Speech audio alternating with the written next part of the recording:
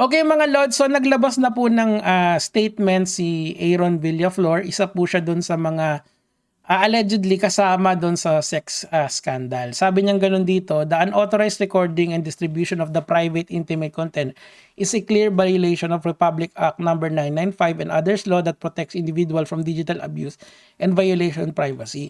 Now, explain po natin kung, kasi parang siya yung kasali, sabi sa comment section, siya daw yung isa doon sa, kasi merong, bali 4 na video yung kumalat or 5 yata, nakalimutan ko na eh.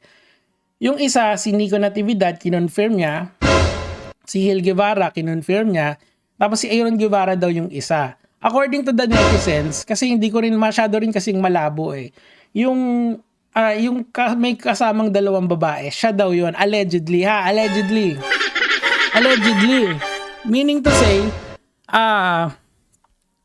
Meaning to say, hindi,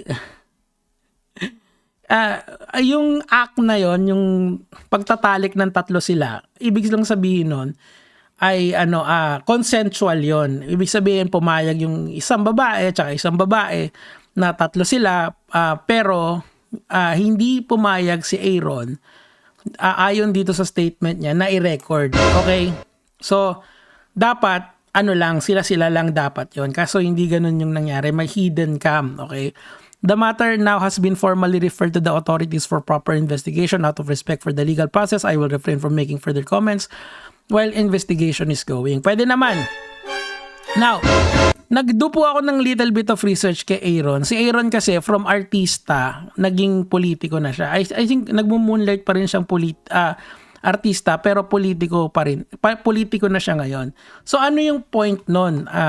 Kung bakit niya sinabi to. Dito, hindi niya naman dinedeny na siya yung nakipagtalik. Okay? Kasi merong mga lumalabas na report na baka Viva Max lang yon. Kasi sa Viva Max kasi iba-iba.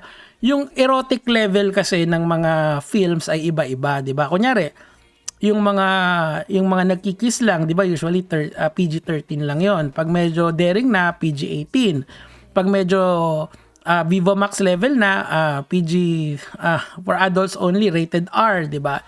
Tapos kapag pumupunta na tayo doon sa naglalabas ka ng mga ibang parts, may X, double X, tsaka triple X, di ba? So that's the classification. Yung triple X, yun yung parang ganito. Kasi kung titingnan natin in a kasi nga nagti-threesome sila doon sa video na yon, allegedly hindi ko alam kung siya talaga yon.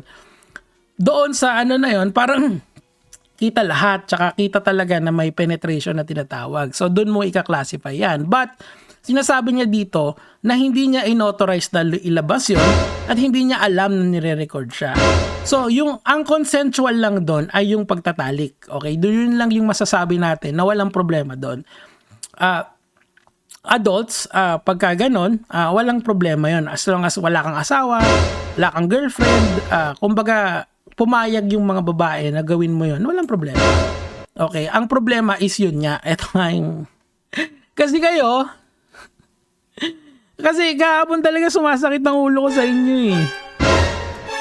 Kasi nga, imbis na maawa kayo dun sa lalaki or at least kahabagan nyo. Kasi naman, hindi lang naman babae ang pwedeng mabiktima ng mga ganitong bagay. Pati yung lalaki pwede. Nakukuha nyo po ba yun? Kasi... hindi naman porke walang mousy, ibig sabihin, ibig sabihin, hindi na pwedeng maabuso yung mga lalaki. Dito sa part na to, naabuso siya allegedly. Bakit? Kasi, nirecord nang hindi niya alam, kinalat nang hindi niya alam. So, dun pa lang, may abuse na nangyari. At may karapatan siya, i-defend yung sarili niya. Hindi niyo hinahaha, diba? Tingnan natin. Bisaya, hindi ako marunong. Eto, katulad nito, sabi nito, babae pa yung nag-comment, threesome gusto, leak ayaw. Ayaw talaga, kasi of course, may reputasyon siyang pinanghahawakan. Karapatan niya kasi yon na malaman muna kung ano yung ipopost about sa kanya. Lalong-lalo na, hindi naman yun nangyari publicly, yung pagtatalik nila. Nangyari yun sa kwarto. So, yung privacy doon, expected, di ba? Ay, nako kayo mga lods ko. Alam natin na artista si Aaron. Alam natin na matipunong artista si Aaron at saka yung ginawa niya is hindi naman normal sa normal na na romansa ng isang Pilipino, 'di ba? Usually ang romansa ng Pilipino, yun nga, yung asawa, boyfriend, girlfriend, ganun lang, 'di ba?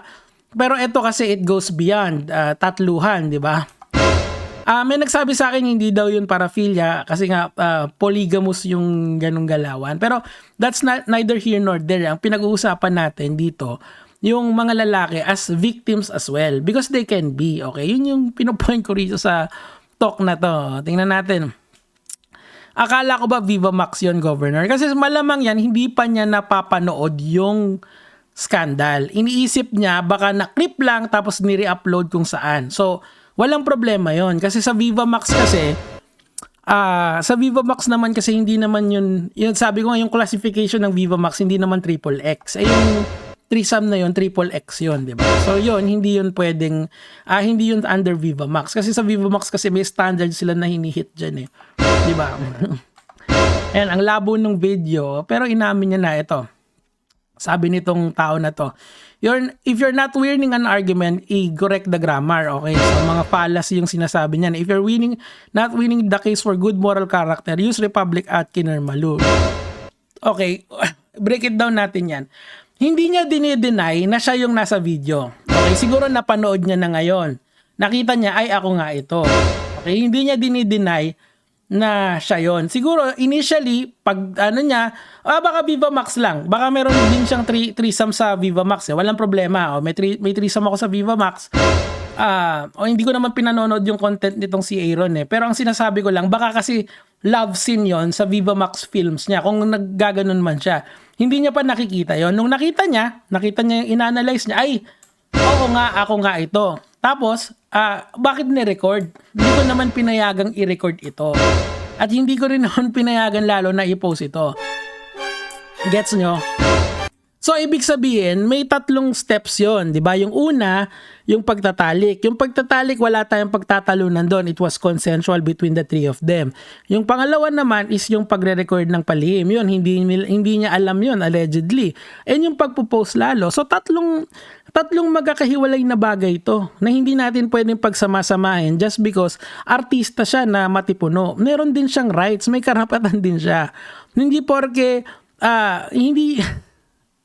hindi naman porke nakikipag-threesome ang isang tao ay hindi, wala na siyang good moral character, okay? Pumayag naman yung dalawang babae sa gusto nila eh. It was consensual between three consenting adults. So what's wrong with that?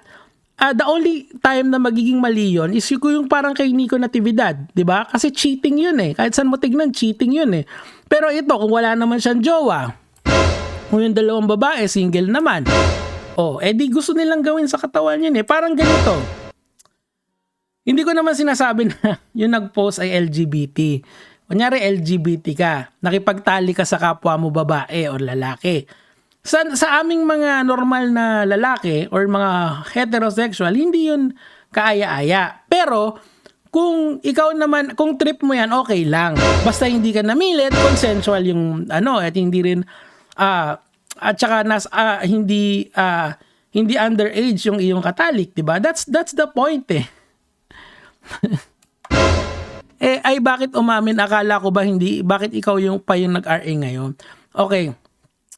Again, ayan yung mahirap talaga rito eh. Kaya, sana lang mapanood nyo at maintindihan nyo tong punto ko. Kasi nga, hindi yan, umamin na siya siguro. Kasi nga, tinignan niyang mabuti na kung ano yung nangyari, di ba? Madideny ko pa ba yan? Baka nangyari talaga yan. Kasi baka matagal na yun eh.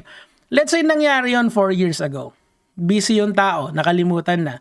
Ang iniisip niya, yung mga project niya sa Viva Max, ngayon lang pumutok, di ba? Parang si Nico Natividad, di ba sinabi niyang ganon na pumutok yung issue ngayon lang pero matagal nang nagkakalat daw yun allegedly.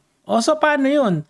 Baka ganon din yun, baka 2023 pa yun or 2021, who knows? Di ba?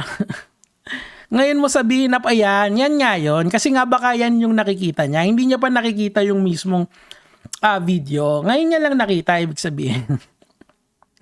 Kala ko ba chill ka lang pare? Ganun talaga, Red Anti-Philippine. Ayan, yung Telegram na yan. Kaya gustong ipaban yan dito sa Pilipinas eh. Kasi nga, ang daming kalokohan na nangyayari.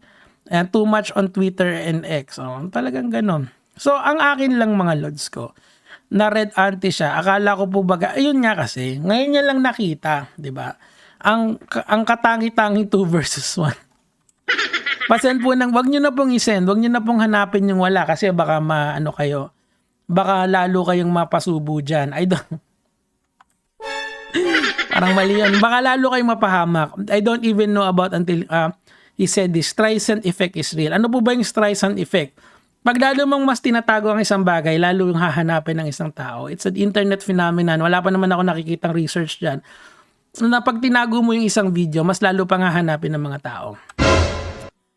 Okay, so ganun. Akala ko ba Viva Max yun? Hindi, ganun talaga. Umamin din, okay.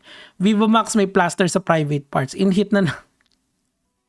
Guys, bigyan nyo kasi ng chance yung mga tao na magbago. Baka kasi matagal na yun eh.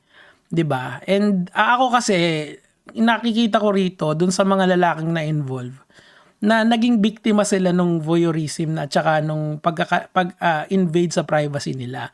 Of course, they are very popular, silang apat. Yung Ron hindi pa siya nagbibigay ng statement eh. Pero dun sa at least dun sa tatlo, very popular kasi sila.